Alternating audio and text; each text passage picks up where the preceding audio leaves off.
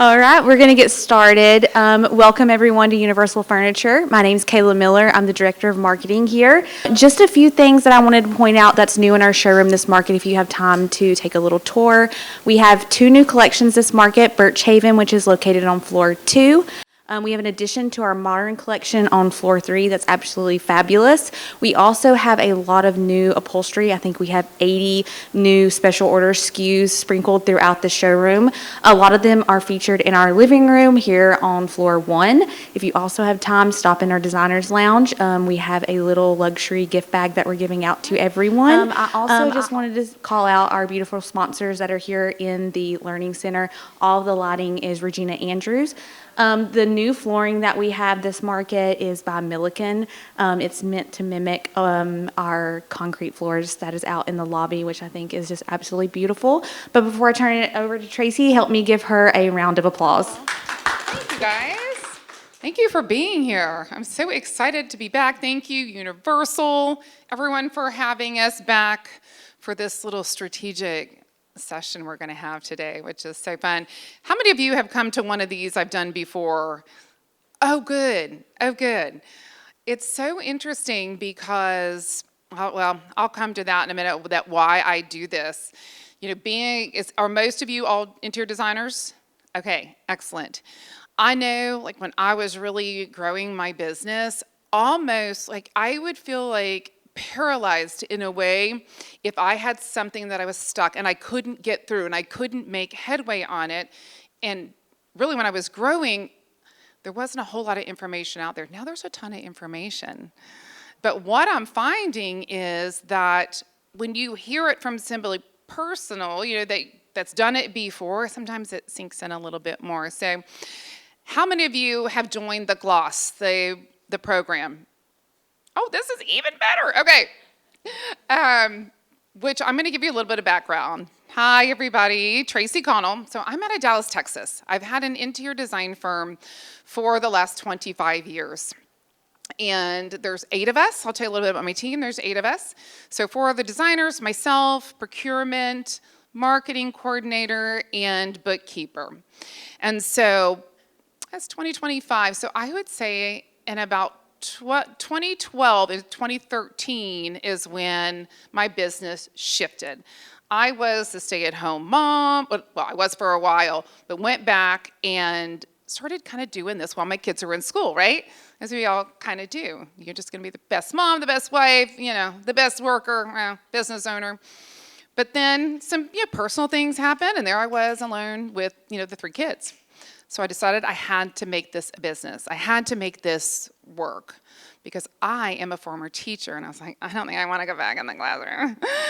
So I buckled down and really put systems and processes and hiring in place to be able to scale my business. Everybody here has a different story, and your goals are all different. You may not want a large firm. You may just want to do something solo with an assistant or by yourself and just do the best that you can. But with that said, the business has been clicking along. We do mostly high-end residential. We have a hospitality project right now, a residential high-rise project, a lot of new construction, small commercial, kind of like a lot of you all. But probably about 6 years ago, I had a lot of my colleagues asking me, hey, can you help me with pricing? Can you help me with this issue? Can we talk about it? What do you think about marketing? And I think because of my teaching background and that I was super interested in the business of interior design, that I feel like I started figuring it out. And so there came the Gloss. You'll see on the little cards, the Gloss, and I kind of want to tell you guys this because I formed a coaching group for the last 5 years. So I've had hundreds and hundreds and hundreds of designers in the program. Well, as you may know, that sometimes you're spread a little thin, okay? So you've got your business clicking along, you're growing, and then you've got this over here that you're just spending so much time on. And I made a decision, and this was about, I'd say, probably about 6 months ago. I said, I'm slowing it down. And it's really not about seeing how many people I can have in the program and seeing how many people I can help. It's more like, you guys have the content. I have a whole program of content. And it's more about implementation. And so what I want to tell you before you leave today, it was thousands of dollars to get in the programs, and I flipped it to where you want an hour of coaching? Great. You click on a Calendly link, and I'm gonna be right there to support you. You want 6 months? You get access to the whole glossary of systems and processes and templates, the whole thing. That's an option too, but it's all one-on-one. I just decided, we all make choices. So that's a little bit about me. And the business, on the business side, is doing really well. So it's almost like you got to flip your focus. And the most important thing for me, and then I want to really express to all of you, is creating that time for yourself and your family and your friends. And it hit me like a ton of bricks I wasn't doing that. So that's why we're here today. If I can help you move the needle in anything, that's what we're doing. No question is too little. We are just going to be super strategic. We're going to go around in a circle, and I want you to ask like one question at a time, and then I'm just going to give you my best advice or lead you to something or give you a resource, and then we're going to have more. So don't feel like you have to leave at 1:30. We're here till 2. Stay as long as you want. Fire away. And then on Sunday, a couple of things. I'm taking this to the kind of the next level. So at Century at 4, I am actually teaching. This is what I taught in my mastermind, my highest level program. I talked a little bit about alternative revenue streams. Like, we can have a design business, but sometimes you feel like, I need to have one other way to make money. So we all have this in our head, I feel like, but nothing's ever implemented. So if that is you, and you've pondered it, we're going to create a 90-day plan together. 90-day plan, you're going to walk away with, this is what I need to consider first, these are the resources, and this is how you take action. So that's at Century on Sunday. So I'd love to see you guys there. There's no RSVP, just come in. So, all right, let's get down to it. So I will start, whoever has a question, I want you to introduce yourself, tell everybody where you're from, and like basically what your focus is in design, and then give me your challenge. Give me your challenge, and then we'll spitfire, we'll go to the next person, and then we'll go around again. So I'm actually gonna start on this side. Tell us about yourself. My name is Galina. I own an interior design studio in San Jose, California. Name is Ardea Laura, which means in translation, if you ever ask what the hell that means, it means graceful elegance or graceful luxury. I focus on interior and actual landscape design, and this year most of my projects have been focused actually, surprisingly, on the exterior. But one challenge I do have, well actually kind of two in place, is one, when I send my proposals, people just ghost you and you follow up and there is nothing. And I can't figure it out. And everything was great. They're like, oh, we love it, blah, blah, blah. And so is this the pricing proposal, or is this to engage in services, or is this, here is the price of all the things? So it's a pricing. So I sent a scope, understanding of the scope, what they're looking for. Yep. The idea that we're going to go for and investment that it'll. Okay. Okay, so it's pre-contract. Okay, I do have a solution for that. So same idea, right? A lot of you too, you go out for the consultation, you want to take the next steps. So what I do, and I do have this entire process, so our team goes back, we capture the scope of work while we're together, write it all down, I make sure somebody's with me, we go back to the office. If they've given us a budget that I think is okay, we are developing the budget for them, right? What you're talking about, the pricing, services, FF&E budget. If it's a new construction, same thing. Anything that has to do with whatever the services they want. And this is what I do. I never would email it. So either we're meeting in person, which is harder and harder, but for the last 3 years, I do it on a Zoom call. And what's beautiful about this it's less than 15 minutes. You're selling yourself in less than 15 minutes. The beauty is this. I don't send it beforehand. I share the screen, and I have control over what I'm showing them on the screen. So I'm walking them through, here's a little bit more about it. This is the scope, and I list, so for all the rooms, living room, dining room, et cetera, it's all written down, all the items I think will go in. We're studying the floor plan, right? And then at the end, there's one number, not piece by piece, not room by room, one number. And then, so you see all the items, next page, okay, for this scope of work, everything that you wanted done, I think it's going to be, let's just say, whatever, between $250,000 and $300,000 per product.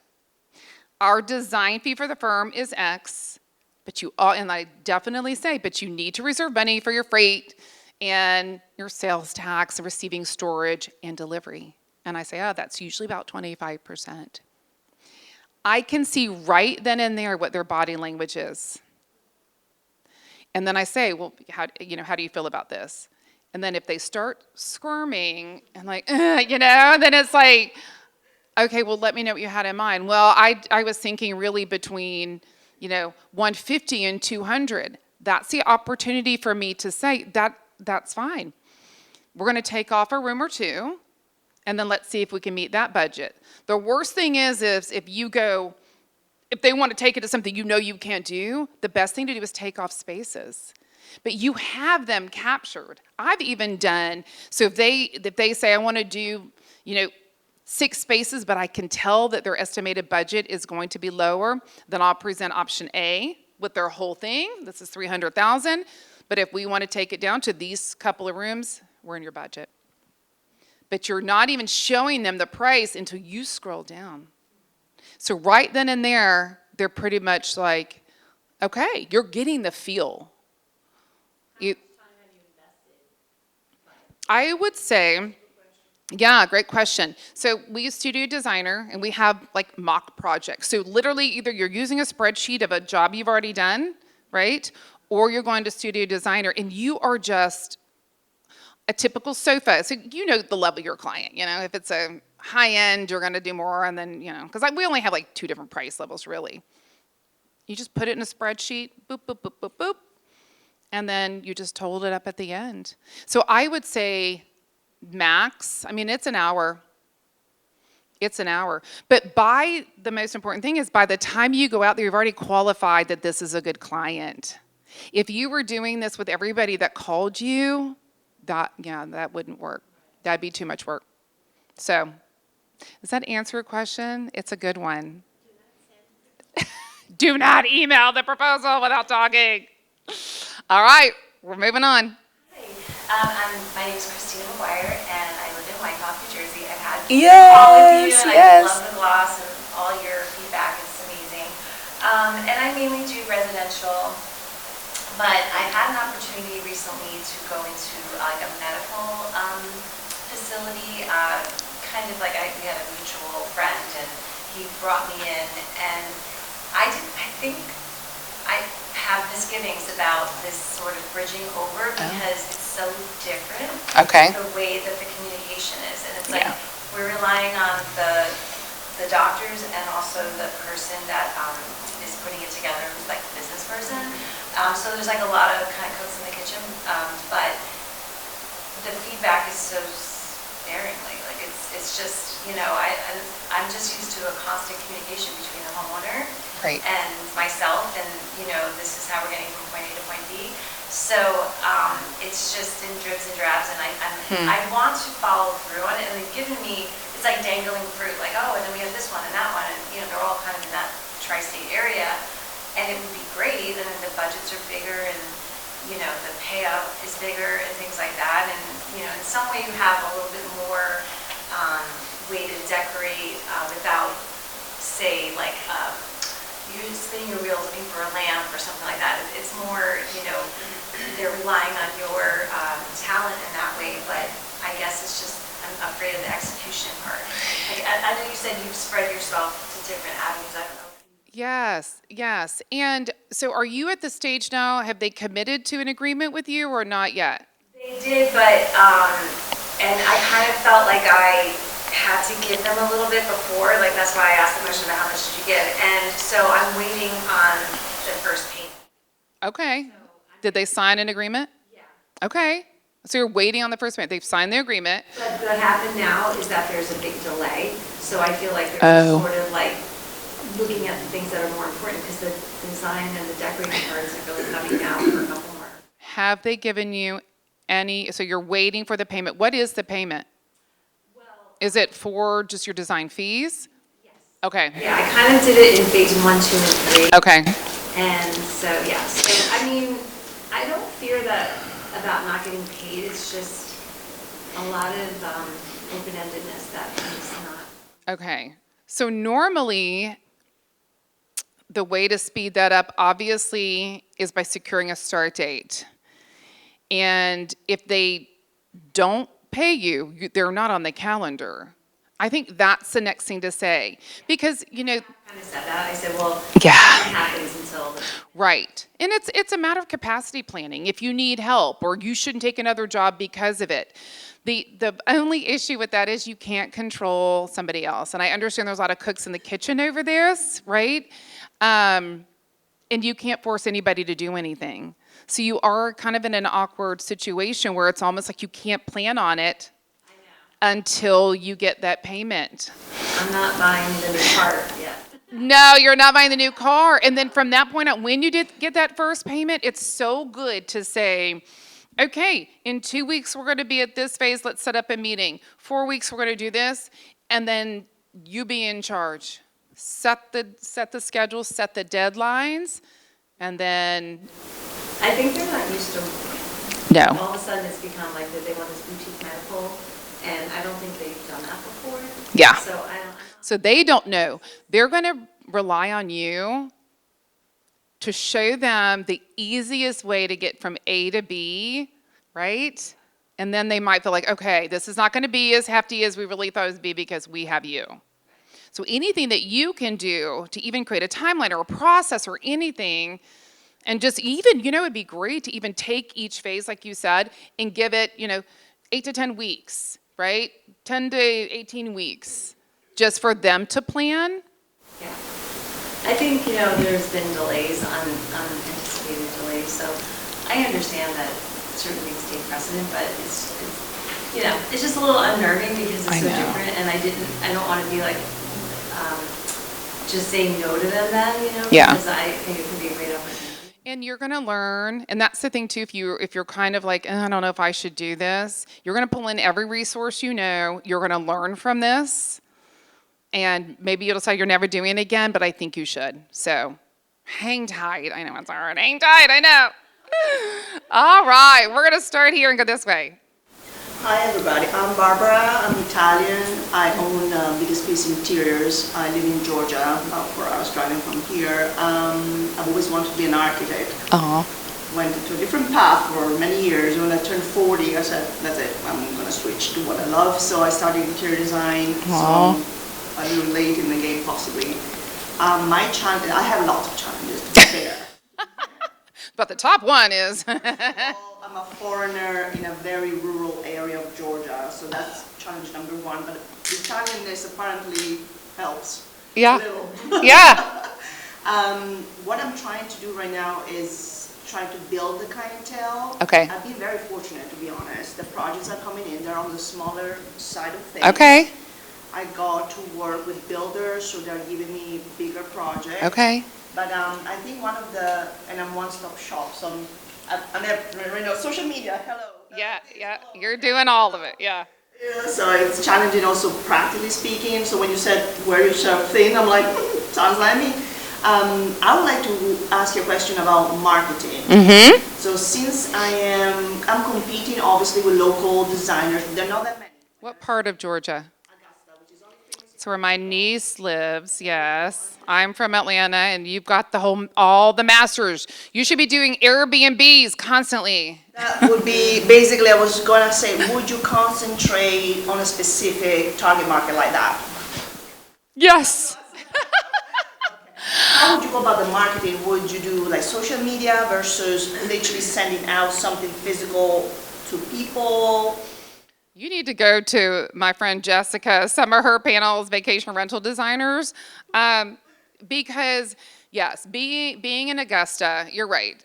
I mean, there's money, but then there's not money. AK nearby has a lot of money. Exactly, and I think you do. I mean, I threw out Airbnbs or VRBO, just because the masters, but you think about what you really want to do, as far as marketing goes, and I will say this to all of you.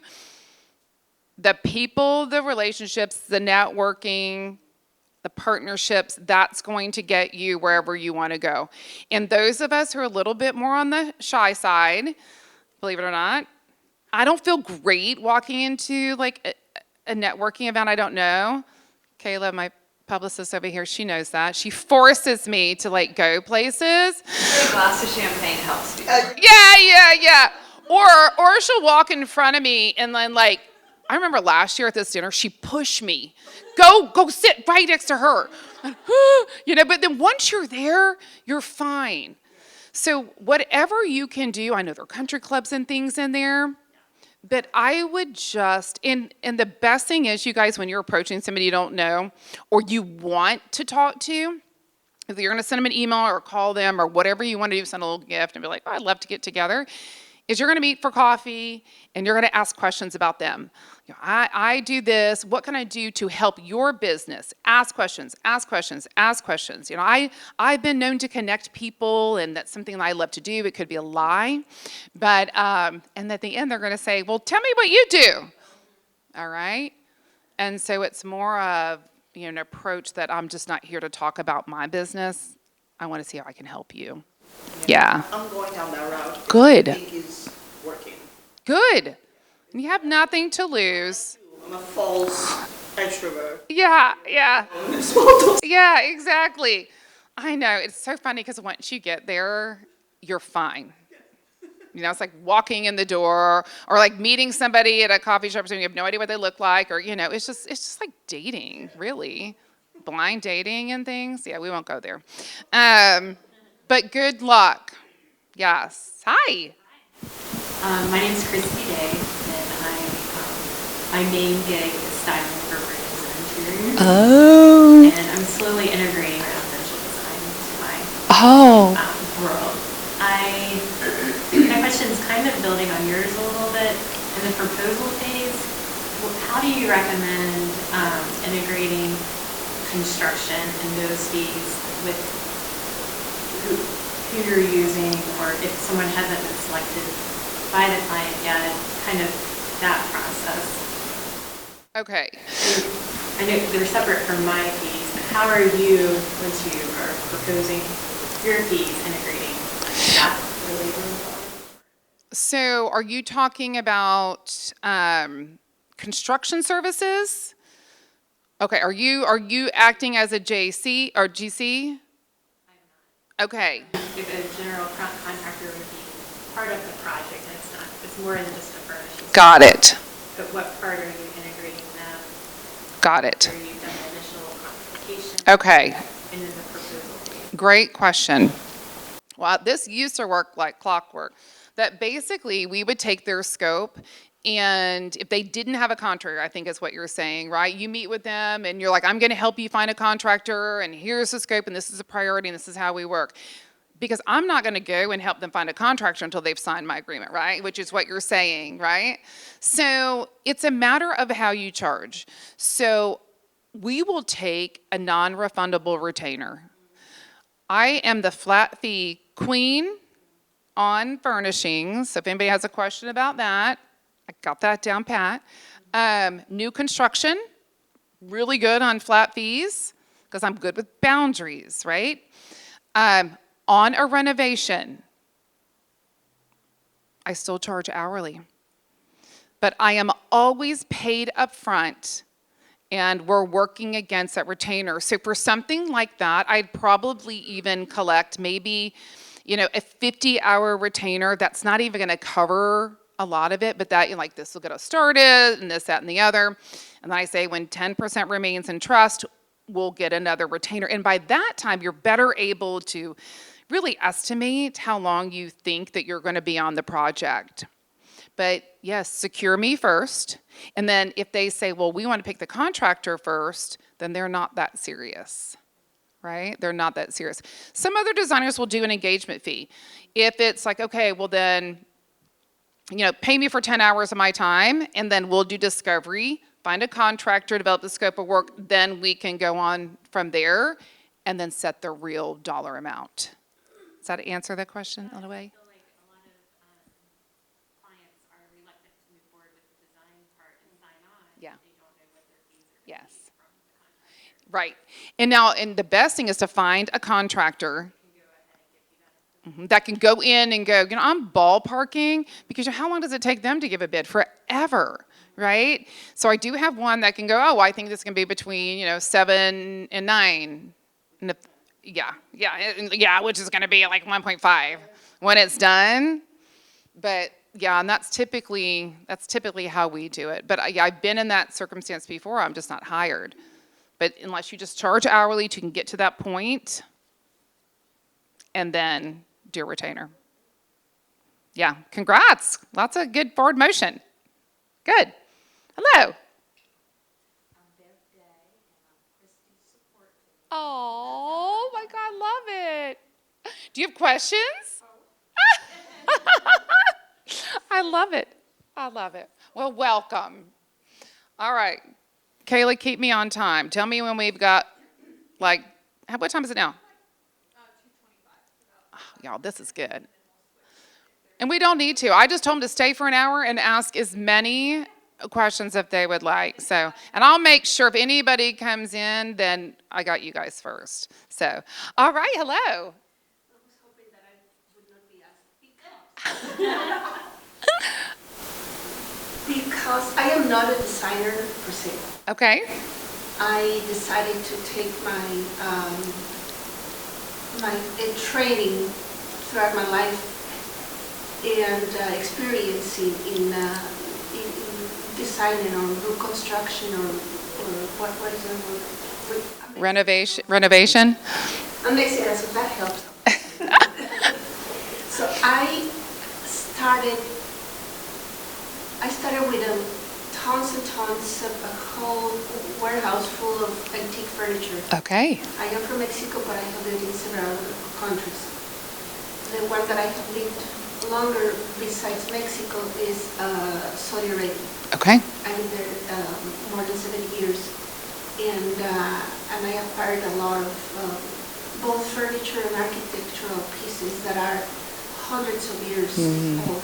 Some are not that old, but they are just beautiful. Mm-hmm. So we came back here to the U.S. My husband is American, so I started to do my own restoration. I'm good at that. I know how to do it. Restoration, painting, fixing stuff, and upholstering, sewing and sewing. Wow. So I started to do it, and I just realized I was never going to finish. No, me, one person just doing it, and also Yeah. clients on my career. So I found an upholsterer who found another one. Right now I have 20 people working for me. And we are in St. Louis. Okay. Which is, has some money. Yep. Not a lot. Most of the city is not in good shape. But most of my clients are not in St. Louis, not even in the Midwest. They are in Florida, Sure. some in Atlanta, one in Georgia, California, a lot in California, a lot in New York, Florida. So that's where people are attracted to the kind of things that I do. Mm-hmm. I only do antiques. Mm-hmm. But I have residential clients that also ask for, something got broken or they don't. Yeah, you're restoring it. Mm-hmm. I am very creative, and I have tons of textiles and of material for upholstery that it's either really old or handmade or something that nobody will ever find. Because I got, and one of them, because I got Eddie Pratt from the person who is embroidering, and I have 10 pieces like that I can do a whole dining room set. So I do put all that in. I'm getting to be known as just being creative and Right. full of colors, and I put these colors all over Right. everywhere. But so my situation is, I am not just an upholsterer or a furniture restoration or whatever. I can provide furniture to designers. And I do work with designers, but most of my income comes from hotels and restaurants. So I have a chain of hotels in St. Louis that I'm constantly upholstering. I'm also providing antiques. But I really would like to work in a better situation with designers. Okay. Because for designers, I'm just one of many. Right. Even though they see my kind of work, there is no way that they will ever find a problem with the work that I'm doing instead of upholstery. Yep. I can do this chair in 3 days. And that's true. So basically your challenge is a messaging issue. How do you reach the design community? Is that basically what it is? How designers look at, let's say, upholsterers. They Right. look at me like, I can find 1,000 like her. They don't know what you do, and that's the biggest challenge. Yeah. So that's the thing. I mean, designers want resources to save them time. Sometimes money, but money is time, right? So for you, again, it's networking. Are you on social media at all, showing all the things you do? I don't do any work now because either I work and Yep. stay the whole day doing this, Yep. 2 days, or I go and meet you and ask you for coffee and call you on the phone and Yep. go out to parties. So And you don't feel like that networking is helping, or you just want a broader? I wonder if you did a separate, like, Instagram push on this designer approach and what you offer, because there is a colleague of mine here, and he's in Dallas, and I just thought he was an artist, and I just went to a showroom here, and I was like, oh my God, Kelly, like you do. And I've been to in Dallas, but it was unbelievable. I had no idea what he offers and how that's going to help me in resources. So people don't know, but it's almost like you have to concentrate on that one thing and just talk about that one thing, because the other business is coming in. You've got to get the messaging, and maybe you call it something, right? Upholstery is like a subcategory. Like, you're kind of a textile genius. You know, the antiques, a lot of designers are not confident in buying antiques, placing antiques, not at all. So someone like you would be an excellent resource, almost a consultant in a way. I'm not perceived that way. I wish I would, because I do have a lot of Right. knowledge about furniture and textiles. Could you start speaking? You're speaking to design organizations, IDS, ASID. Do some things here potentially, because again, when like reps or they come to our office, like we tend to use them because you know what, they're going to make our life so much easier.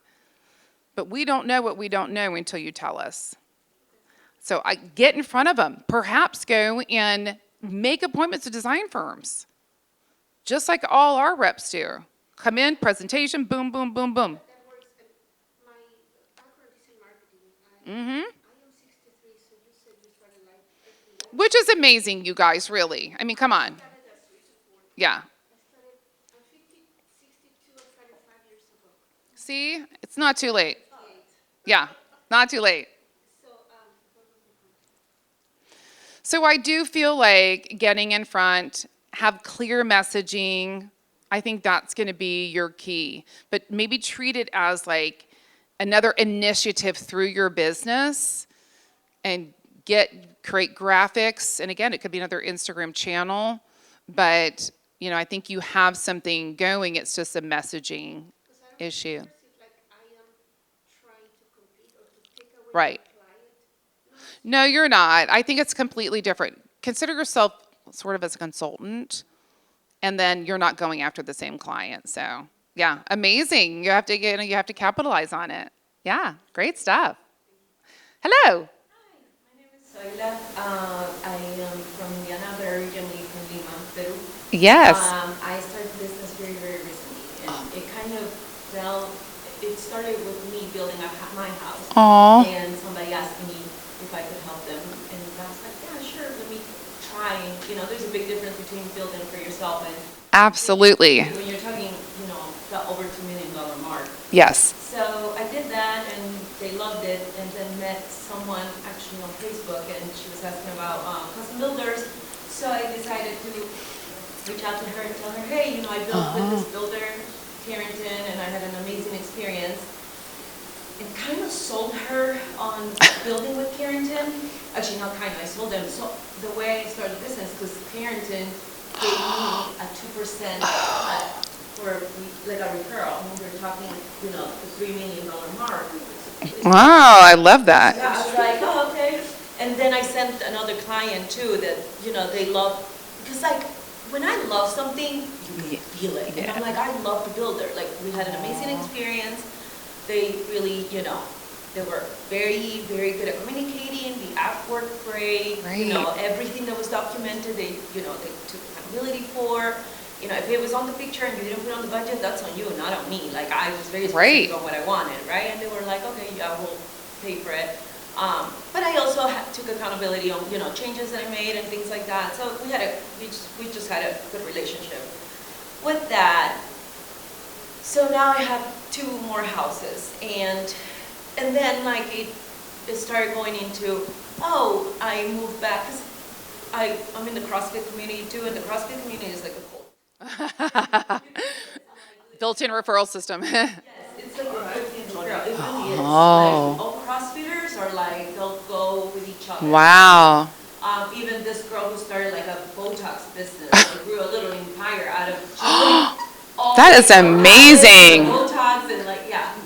So with that, like a couple people reached out from CrossFit, like, oh, we're moving back. How do you work? And I'm like, I am a little bit lost. So I guess like my question or my challenge is, or if you could share Sure. what your bullet points are, like your steps. Yes. So okay, this is the intro call, like I set up an intro call that's like a 30-minute call, right? And then if you want to meet with me, I start charging. I'm like, I charge you for the hour. Like, if Yes. you're meeting and I'm giving you ideas, because usually they start coming, right? Yes. People start asking questions.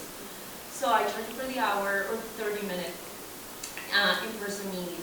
And Yep. I usually will meet them either in person at my house if it's a new build, which is Yep. one of the 2 times that I've done. Yep. And or if it's a remodel, like I'll go to their house. Yep. And, I'll meet with them. Then what happens next, right? And then so after that, and like with the furniture, it's been a little bit like with new builds, it's a little bit easier for me, maybe because I went through it myself as a client. Yep. So I know what to expect. Mm-hmm. And then I went through it with a friend. Yep. So I knew what to expect again, right? Yep. And then like with doing it for somebody else, then I'm like, okay, like I know what comes next. Mm-hmm. With furniture and decor, Yep. I'm struggling. Okay. Furniture, I was like, I don't know, like I charge my hourly, and then Yep. like 4 hands will give you to start 36%, because I just started. So Yeah. I think I moved up 1 level. Yep. But I was like, okay, like just in my head, like What are the steps? it takes me long. Yes. Because I haven't gone through the building process. Yes. So I was like, listen, I'll just charge a flat fee. Like whatever you buy from me, this is my flat fee. Okay. All right, and I made it 25%. Okay. I set up to On product? pay. Okay. And then I'll charge a 2% for samples and like, that's like my little. Okay. extra fee. So like I sold $50,000 worth of furniture. Right? Yep. So I charged my 25% and then the little 2% extra for all the other little things. Where like now people want like all the accessories, right? And it adds up. Like, Yes. When I sold the accessories, then this lady, like the furniture went great. Yep. But like, because you are saving me in a way, like you're not really paying me. Right. Because you are No design fee. You're just marking up furniture. like markup and that's. All right. When it comes to decor, then they're like, and I'm setting it up so pretty, and it's all those hours, right? Right. Do you put it in? Yeah. Well, they look at the price tag, and I'm buying the one thing, and then they're like, oh yeah, I don't want that. And like, a lot of these pieces pieces are pieces that I've been collecting, like vintage antiques. I love antiques. Yes. Because I think Yes. being a foreigner, Right. like in Peru, like Yes. like people used to make fun of my grandma's shit. You know? Oh, and now it's like everybody wants it. I love my Oh, whole life. Like this is so good. right? Like, Yeah. all the Spanish architecture, European architecture. Right. My dad was a civil engineer. We Aw. have a lot of architects in our family. You know, I love all that stuff, like Oh. the depth and Yes. you know, like the stories that it can tell. But anyways, but people don't realize like the amount of work it takes. Exactly. Yes. And then yeah, I will go to Home Goods or Right. And then they're like, I don't want that. Then you're returning. And then, okay. Yeah. you know. And so, what are your steps? Like Yes. I think for new build, You got it? not just give me a quick Yeah. example of what you do, but it's more like if you have a furniture Yep. and decor client, how are you setting that up? What are like your, this is step one, step Yep. two, step three, and goodbye. Yes. You know, like, Yes, this is fantastic. And you know what's so interesting about this question is, to me, it's so clear. I can do it in my sleep. I just like step 1, 2, like it's just so clear. I'm gonna film you. Like, No, it's fine. But if you want every single step, every single template, every single chart, everything, the estimate, if you want everything, every email, I do have like a course on it. It's like under $2,000, you get it all. You have videos from me telling you how to do it, and you have all the support, documents as well, from somebody calling you to installation, all right? But I'm gonna tell you how it goes. All right, let's just say it's just furnishings, all right? Big house, they just moved in, they need all the things. So, qualifying call. Do you think this is gonna be a good project? Someone else, if you have anybody else to take that call, is the very best thing. I understand a lot of you, right, you're solopreneurs, right? You follow your script. You're asking these questions. How'd you find me? You know, what is your investment level? Oh, I don't know. What kind of furnishings do you like? Like, what do you have? Oh, I like restoration. Okay, well, then you know they're going to spend a little bit, okay? If you feel like it's a viable client, fantastic. These are the ways we get started. And so the next step is on the phone, you're booking an appointment with them to either go to their home for a fee, and it's more than your hourly, okay? So if your hourly is $200, then this is going to be $350, okay? No more than an hour and a half. So then, and then I either have them come in for free to my office, and like I'm not giving them advice. So that consultation, you're walking through, you're giving them some ideas. Here's the key. This thing I call pitch deck, which is in that course, you are showing them your value. Every single thing you do in your process from beginning to end. They're seeing the way your team works. They're seeing your process. They're seeing how you price, how you charge, how like structured you are with step by step by step. So that home good situation is not gonna happen because you got this dialed in, right? So then what we talked about before, then you're gonna go back and like, okay, yeah, I wanna do it. You know, what's the next step? You say, well, what's your budget? And they're gonna say, I have no idea. Okay, I'll create it for you. You go back and you're gonna list all the retail prices, like what you would sell it for in the chart. You have that Zoom call, right? And like, okay, let's move on. At that point, fine, you wanna get this started, we're gonna sign an agreement, and then I need 75% of the design fee. That might be where you're getting stuck because you're just charging, like marking up product. There has got to be a design fee because when you're designing all this whole house and all these rooms, that's a lot of work. What if they don't buy any product? What if they don't buy any product? So your design fee needs to be sort of hefty. And that design fee, the way you communicate this to them, the design fee covers your design work from initial design and after you have presented pricing. So literally, they're not getting anything but the design boards and the PowerPoint and the space planning, and they're seeing the fabrics. If they want to walk away, you have your entire design fee. You don't have to order any furniture. I don't care. You've got it paid, all right? So then if everything goes well and you're tweaking the presentation and you are going to be saying, you get 3 reselects per room included in that flat fee. Like I have 1 reselect. Well, what if I want to see 3 more lamps? And I say, no problem, we're going to convert to hourly after the first reselect round. Never, ever, ever, ever say revision. You can have 3 revisions per space. Like if I would say you can get 1 revision per space, you know what they would say? Well, I don't like any of this. I'm going to give me a revision. I want you to pick all new stuff, all new colors, no. 1 item. Break it into items. So at that point, again, in what you're also going to do, at the beginning, you're getting an accessory budget. Like you're building that into the budget. Oh, you are building it, so you are giving them a budget for furniture and one separate one for accessories? Or It's all in. All in.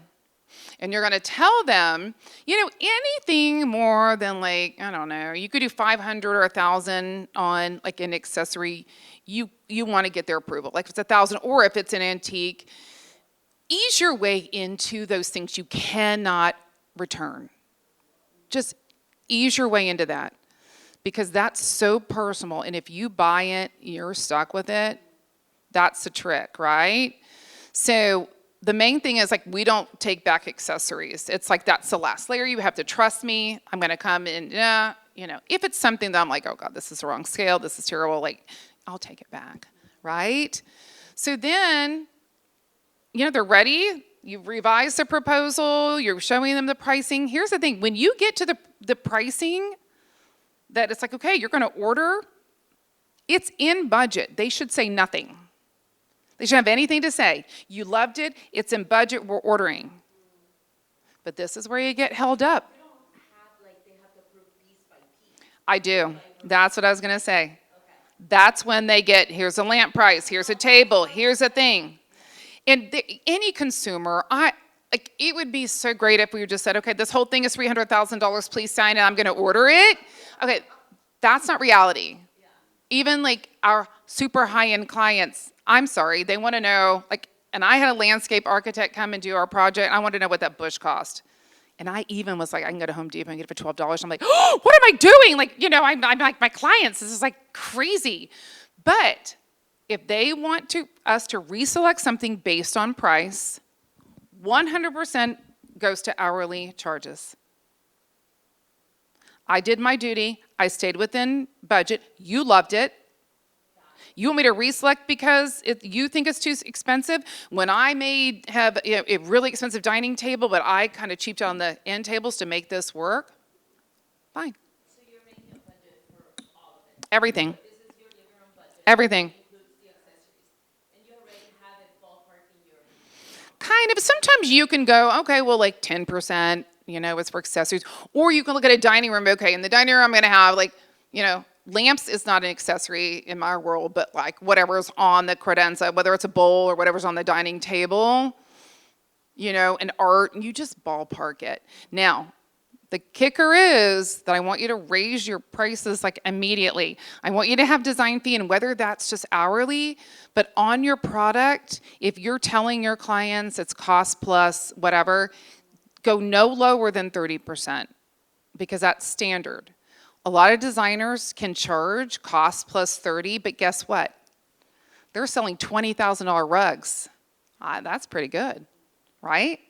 If you're So you are charged, or what's your advice, I'm sorry? so more than 20%, because I don't think it's sustainable unless you're a super high, and you may be selling like $30,000 rugs and $20,000 dining tables. It's great if you can make 20 or 30% on top of that. But if you're selling $2,000 rugs and $500 chairs, at 20%, it's not enough. So it's 30%. At least. I never, ever, ever tell them what I'm marking it up. Oh, no. You just give them the price and you work out. And they're going to go, well, how much did you make off of that? Or what was your margin? All of that. Yeah, and that happens when you're trying to sell the project. And I just say, yeah, I have great buying power. I've been doing this forever, and I just say, it's usually around 20 to 30 below retail because the buying power and this other company I have, and that usually shuts them up. A lot of the lines, yes. But if you're not, you're probably saving them more money, and that's why places like this, you want to shop. You want to get as best discounts as you can, but that's like one step. But for you right now, hourly, design fee, or non-refundable retainer, well, I know, I got 20 hours of retainer. I only use 17, so here's, $300. No, we're not giving money back. The faster you can do it, it's a reward for you. So, 100%. You give me the hours, I'm working against it. Yeah. So then when you're selling them in the budget, you're marking it up. I mean, my markup, like I do everything on a profit margin, but the average markup, like for case goods and upholstery and case goods, it's like, I don't know, it's probably 60%. And then everything else, it's almost 90%. And they never know. And I build my budgets with that in mind. So yeah, with those two in there. And so if I can sell the budget, then I can mark it up that much. And y'all, that is the number one way I built and scaled my business and made money. I know. We can dig in more if you'd like to, but yeah, that's the general. Okay, but design freedom, just email me on that card and I'll tell you what it's.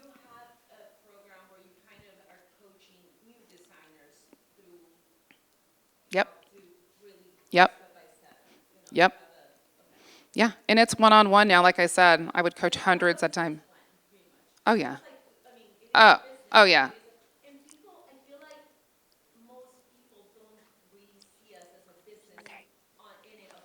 Right. No, you're a business. I am serious. I'm not touching it until a contract's signed. I'm not buying a Q-tip until I have money. Like, no. I've been doing this 25 years. I've been burnt every which way at the beginning. And so now I'm teaching you guys how to avoid that. That's the whole goal. So we can talk more, but I want to get these two questions in. All right. Hello. This is more on like the sales side of design. So I started my business about a little over 2 years ago. I've been kind of I have had a few projects that have been struggling with more converting the client. Yep. I've gotten inconsistent leads coming in. Okay. More like sending the contract and converting into the client. Okay. Yeah. So at the beginning, leads are coming in, you're having a hard time closing and executing the contract? Closing it and also getting them through discovery to the consultation and into the proposal. Okay. And I've been doing a lot of remodels. So what is the biggest challenge in that process? Like, what's the number one thing? Give me an example. I think it's just people, I've gotten a few projects where I've gotten seemed very, very good, very large scale projects, and they just don't, we get all the way to sometimes we get to the discovery consultation and there's no communication, and then sometimes we get to sending in the contract. I just had one, my largest fee that I proposed ever, that I proposed 2 weeks ago, and there was no communication. Like I said, the contract, and they ghosted me after.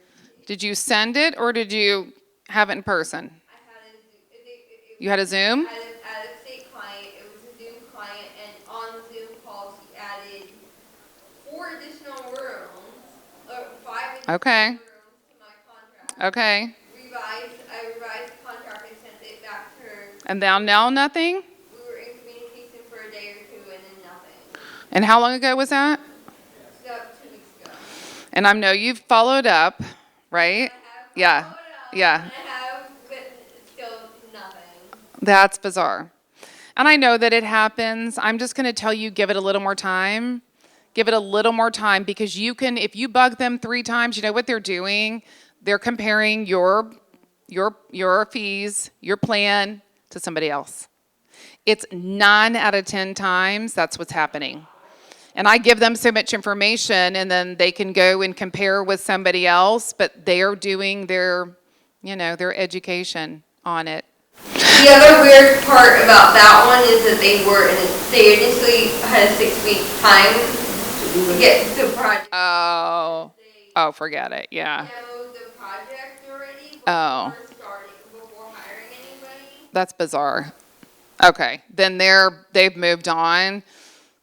It sounds like, I know, which is terrible. I did give them a more realistic time frame. Yep. I did the contract, and I told them that it would take. Yep. I told them 4 months, which is still an accelerated timeline, but I did give them a different. They had unrealistic expectations is what happened there, right? And you just couldn't get it done. I mean, yeah, I think either they moved on or, something went awry. The thing is, when they finally do come back to you and say, we chose someone else, I always ask for feedback.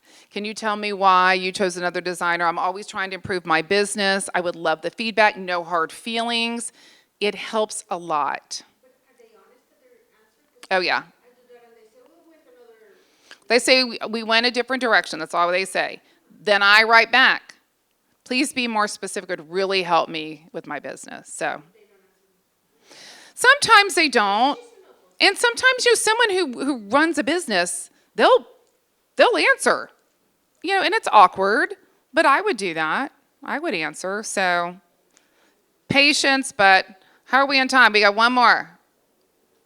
Okay, let's do it. Hi. It's kind of quick because you already kind of touched upon it about pricing. Yes. How you address pricing in the beginning before you actually go into contract with them.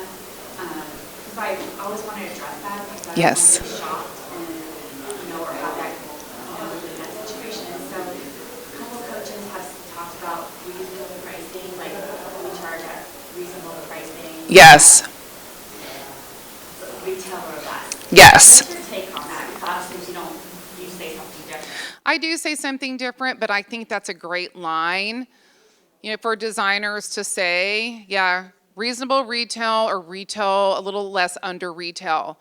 And they shoot back with what is the percentage to say, I don't do it that way. We kind of start from retail and price down, depending on what level purchasing that I have. It's not a straight answer. It will never be a straight answer with me. Sometimes it comes out one way, sometimes it comes out another way. But as long as you are providing an estimated budget up front that goes into the contract, they sign the contract, then who cares is what I have to say. You've kind of gotten through it by then when you get to that point. Yeah, that takes a while too. It does. To create the budget. It does. If you have a template, that's the best thing you can do. Sort of, yes. And throw it in there, maybe add a little bit more, but that is the best way. I won't start anything without a budget. Oh, we've got money. We don't really work off a budget. We don't care. They care. And I'm like, even for super wealthy people, I won't do it. I will not do it because they're the biggest pains. Yeah. Yeah, arrange. People with money. Oh, yeah. One of my clients, they are old. Yeah. They have their own private jet. Yeah. Which I had no idea because we're buying Delta Plumbing. Right. And that's the thing. They're sometimes the worst. They were very clear. They were like, we are not bougie. Yeah. We're very low key. We're low maintenance. So, and you look at them and you would never guess until one day he's like, oh no, I fly private. And I was like, what do you mean? He said, oh, I fly out this airport right here. You don't know. But maybe they're super rich because they are really good with their money. You know what I mean? That's why they have money. Yeah. So I think you're on the right track. I think the best thing is always have a number or range going in. And then that way, they have a good understanding of how much. And really, as long as you stay in that number, they shouldn't care. And I know they do. But maybe you bring it 20% under retail. The catch 22 is don't buy retail.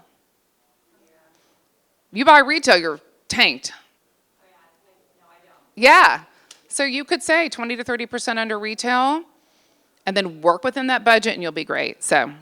Yeah, because when you talk about manufacturers or retail pricing. Yes. But if someone were to look that up, it's crazy because on the internet, everybody puts like all these websites that sell trade. Yeah.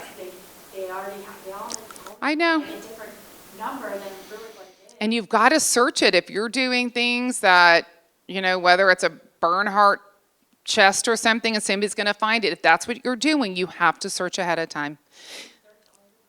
Well, we don't like, I'm trying to move out of like mass made things that someone can search. Yeah.